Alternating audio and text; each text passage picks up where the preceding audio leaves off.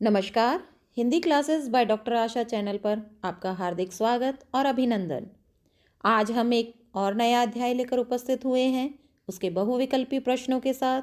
इसी कड़ी को आगे बढ़ाते हुए हम शुरू करते हैं मानवीय करुणा की दिव्य चमक पाठ, जिसे लिखा है सर्वेश्वर दयाल सक्सेना जी ने। फादर को याद करना एक उदास शांत संगीत को सुनने जैसा है। उनको देखना करुणा के निर्मल जल में स्नान करने जैसा है और उनसे बात करना कर्म के संकल्प से भरना है। इन्हीं 3 पंक्तियों के माध्यम से उनके पूरे व्यक्तित्व को देखा जा सकता है। तो शुरू करते हैं इस पाठ के बहुविकल्पी प्रश्नों को। पहला प्रश्न है, मानवीय करुणा की दिव्य चमक पाठ के लेखक कौन हैं? सर्वेश्वर दयाल सक्सेना, महावीर प्रसाद द्विवेदी, हजारी प्रसाद द्विवेदी या स्वयं प्रकाश? इसका सही जवाब है सर्वेश्वर दयाल सक्सेना। प्रश्न संख्या 2, मानवीय करुणा की दिव्य चमक पाठ की विधा क्या है? यह नाटक है, कहानी है, निबंध है या संस्मरण? तो प्रस्तुत पाठ एक संस्मरण है, क्योंकि संस्मरण क्या होता है? स्मृतियों से बनता है। स्मृतियों की विश्वसनीयता उसे महत्वपूर्ण बनाती है और फादर कामिल बुल्के पर लिखा गया यह संस्मरण इस कसौटी पर खरा भी उतरता है। तो प्रस्तुत पाठ की विधा है संस्मरण। अगला प्रश्न, फादर बुल्के की जन्मभूमि कौन सी है? रूस, जापान, रैम्प्स चैपल या बर्लिन? तो यहाँ पर उनकी जन्मभूमि है रैम्प्स चैपल, बेल्जियम का रैम्प्स चैपल शहर। फादर बुल्के की कर्मभूमि कौन सी है? रूस, भारत, बर्लिन या जापान? तो उनकी कर्मभूमि है भारत। तो इनका जन्म हुआ था बेल्जियम के रैम्प्स चैपल शहर में और इन्होंने अपनी कर्मभूमि बनाया, जो इन्होंने कार्य किए वो भारत आकर किए। अगला प्रश्न, फादर बुल्के के पिता क्या थे? डॉक्टर, इंजीनियर, व्यवसायी या शिक्षक? तो फादर बुल्के के पिता व्यवसायी थे। फादर बुल्के अपनी माँ की चिट्ठियाँ कौन से अभिन्न मित्र को दिखाते थे? Doctor Ramesh, doctor Suresh, doctor Namdev या डॉक्टर रघुवंश? तो वो अपने मित्र डॉक्टर रघुवंश को अपनी माँ की चिट्ठियाँ दिखाते थे। फादर बुल्के ने इंजीनियरिंग की पढ़ाई कौन से वर्ष में छोड़ी? पहले, तीसरे, दूसरे या अंतिम? तो इसका सही उत्तर है अंतिम वर्ष में। संन्यास लेते समय फादर बुल्के ने धर्मगुरु के सामने क्या शर्त रखी? भारत जाने की, पढ़ाई छोड़ने की, यूरोप में रहने की या रूस जाने की? तो उन्होंने इच्छा रखी कि मैं भारत जाना चाहता हूँ। और संन्यास लेने वाला जो व्यक्ति है वो एक शर्त रख सकता है और उसकी शर्त मानी भी जाती है। तो फादर कामिल बुल्के ने एक शर्त रखी कि मैं भारत जाना चाहता हूँ और उनकी यह शर्त संन्यास लेते समय स्वीकार की गई। अगला प्रश्न, फादर बुल्के ने किस संघ में 2 साल पादरियों के बीच धर्माचार की पढ़ाई की? जीसेट संघ, जीमेट संघ या फिर दोनों संघ या कोई नहीं? तो इसका सही जवाब है जीसेट संघ। फादर बुल्के ने बीए कहाँ से किया? दिल्ली, मुंबई, कोलकाता या मद्रास? तो उन्होंने बीए कोलकाता से किया। अगला प्रश्न, फादर कामिल बुल्के ने एमए कहाँ से की? इलाहाबाद, अहमदाबाद, लखनऊ या फरीदाबाद? सही जवाब है इलाहाबाद। अगला प्रश्न, उनका शोध प्रबंध किस नाम से प्रकाशित है? राम कथा उत्पत्ति और विकास, कृष्ण कथा उत्पत्ति और विकास, संत कथा उत्पत्ति और विकास या अंतिम विकल्प है सूफी कथा उत्पत्ति और विकास? तो इसका सही जवाब है राम कथा उत्पत्ति और विकास। अगला प्रश्न, उन्होंने अपना शोध प्रबंध कब और कौन से विश्वविद्यालय से किया? 1950 में रांची विश्वविद्यालय, 1970 प्रयाग विश्वविद्यालय, 1950 प्रयाग विश्वविद्यालय या फिर 1970 रांची विश्वविद्यालय से? तो इसका सही जवाब होगा 1950 प्रयाग विश्वविद्यालय। नील पंछी नाम से एक नाटक का अनुवाद किया गया था जो कि ब्लू बर्ड के नाम से था। तो जो ब्लू बर्ड नाटक है वो उसके लेखक कौन हैं? जॉर्ज, मातरलिंक, फादर बुल्के या इब्राहिम? तो इसका सही जवाब है मातरलिंक। फादर बुल्के का शब्दकोश कैसा है? अंग्रेजी हिंदी, हिंदी से हिंदी, हिंदी से अंग्रेजी या अंग्रेजी से अंग्रेजी? तो इसका सही जवाब है अंग्रेजी हिंदी। अगला प्रश्न, फादर कामिल बुल्के कितने वर्ष तक जीवित रहे? 37 वर्ष, 73 वर्ष, 57 वर्ष या 47 वर्ष? तो सही जवाब है 73 वर्ष। भारत में वे कितने वर्ष तक रहे? 37 वर्ष, 73 वर्ष, 57 वर्ष या 47 वर्ष? तो इसका सही जवाब है 47 वर्ष।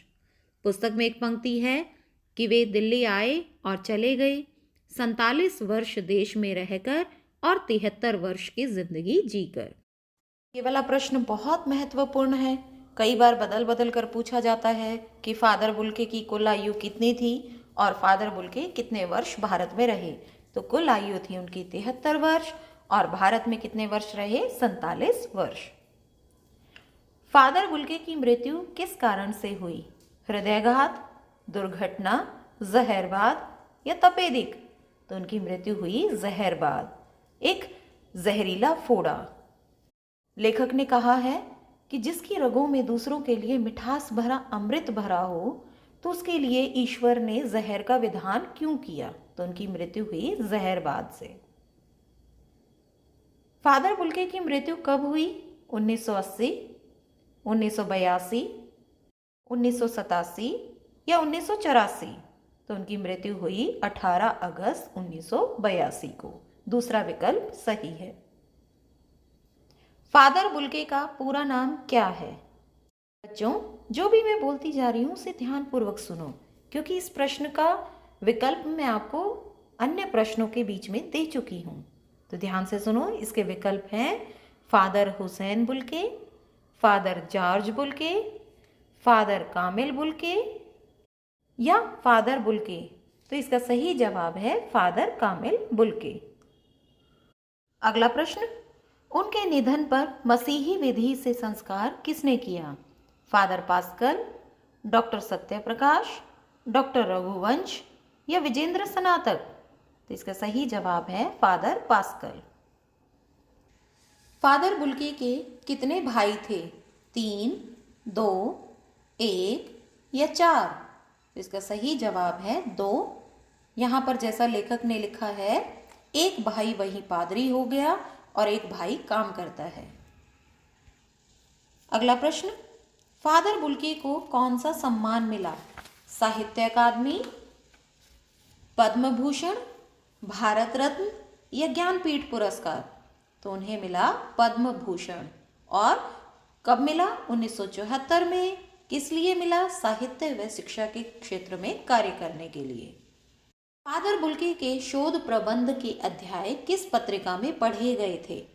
परिजन, परिवेश, परिमल या परिणाम? तो इसका सही जवाब है परिमल। पाठ के प्रारंभ में कुछ पंक्तियां बोली थी फादर बुल्के से संबंधित, उन्हीं पर प्रश्न है। फादर बुल्के से बात करना कैसा प्रतीत होता है? दुखी होना, मनमौजी होना, उदास शांत संगीत सुनना या लापरवाह होना? तो इसका सही जवाब है उदास शांत संगीत सुनना। फादर बुल्के से बात करना किसके संकल्प से भरना है? धर्म, कर्म, मर्म या अर्थ? तो इसका सही जवाब है कर्म। एक और प्रश्न उसी पंक्ति से संबंधित, फादर को देखना किसके निर्मल जल में स्नान करने जैसा है? उमंग, उत्साह, करुणा या ममता? तो इसका सही जवाब है करुणा। तो यहाँ पर 3 प्रश्न किए इस पंक्ति से संबंधित। याद करना उनको शांत संगीत सुनने जैसा, उनको देखना करुणा जल के निर्मल जल में स्नान करने जैसा, और बात करना कर्म के संकल्प से भरना। कुछ व्याकरण से संबंधित प्रश्न उत्तर कर लेते हैं। विभागाध्यक्ष की संधि विच्छेद क्या है? विभाग जमा में अध्यक्ष, विभाग जमा में अध्यक्ष। तीसरा विकल्प है विभाग जमा में अध्यक्ष और चौथा विकल्प विभागा जमा में अध्यक्ष। तो इसका सही जवाब है विभाग जमा में अध्यक्ष। यहाँ दीर्घ संधि है। यहाँ पर प्रथम शब्द के अंतिम वर्ण में अ स्वर है और द्वितीय शब्द के प्रथम वर्ण में भी अ स्वर है। अ और अ मिलकर आ बन जाते हैं, दीर्घ संधि का नियम। अगला प्रश्न, अनुकरणीय शब्द में उपसर्ग और प्रत्यय छांटिए। उपसर्ग मतलब जो मूल शब्द के आगे लगते हैं, प्रत्यय जो मूल शब्द के पीछे लगते हैं। तो यहाँ पर हो गया अनु उपसर्ग है, करण मूल शब्द है और ईय प्रत्यय है। तो इनमें से कौन सा विकल्प ठीक होगा? अन ईय, अनु य, अनु ईय या अनु ईय। तो इसमें सही विकल्प है चौथा विकल्प अनु जमा में ईय। यहाँ पर आपको कुछ शब्द दिए गए हैं, उनमें से आपको शुद्ध शब्द का चुनाव करना है। आप इसे ध्यानपूर्वक देखिए। सन्यासी लिखा गया है, कैसे लिखा गया है? सही विकल्प चुनिए। विकल्प 1, 2, 3 या कोई नहीं या सारे ही शब्द गलत हैं। तो इसमें ध्यानपूर्वक देखिए, सही जवाब है तीसरा विकल्प सन्यासी।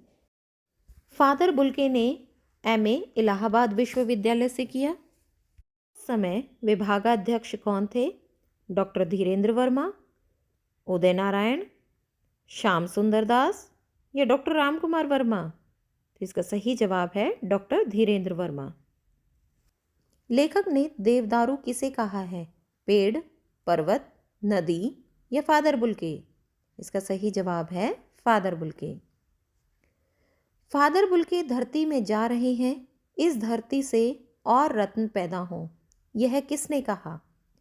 लेखक ने, फादर पास्कल ने, डॉक्टर रघुवंश ने या डॉक्टर सत्यप्रकाश ने। तो इसका सही जवाब है फादर पास्कल। लेखक फादर के किन गुणों के कारण श्रद्धानत थे?